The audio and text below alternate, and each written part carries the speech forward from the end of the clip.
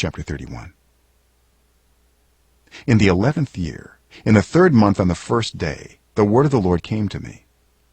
Son of man, say to Pharaoh king of Egypt and to his hordes, who can be compared with you in majesty?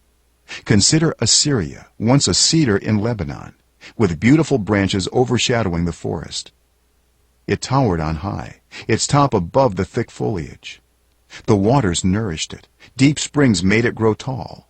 Their streams flowed all around its base, and sent their channels to all the trees of the field.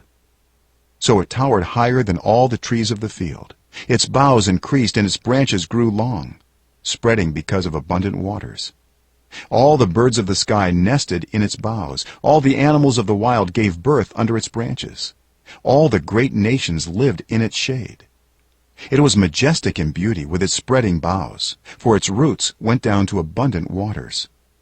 The cedars in the garden of God could not rival it, nor could the junipers equal its boughs, nor could the plane trees compare with its branches.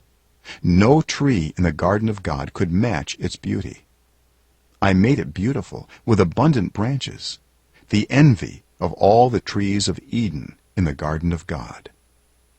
Therefore this is what the sovereign Lord says: because the great cedar towered over the thick foliage, and because it was proud of its height, I gave it into the hands of the ruler of the nations, for him to deal with according to its wickedness.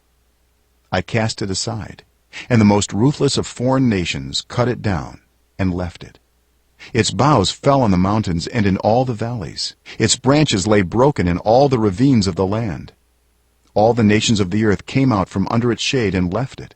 All the birds settled on the fallen tree, and all the wild animals lived among its branches.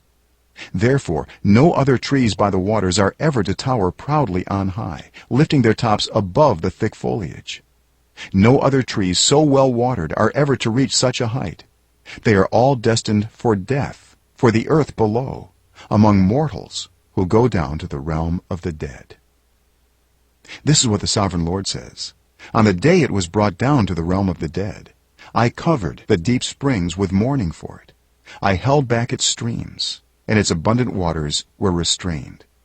Because of it I clothed Lebanon with gloom, and all the trees of the field withered away. I made the nations tremble at the sound of its fall, when I brought it down to the realm of the dead, to be with those who go down to the pit. Then all the trees of Eden, the choicest and best of Lebanon, the well-watered trees, were consoled in the earth below.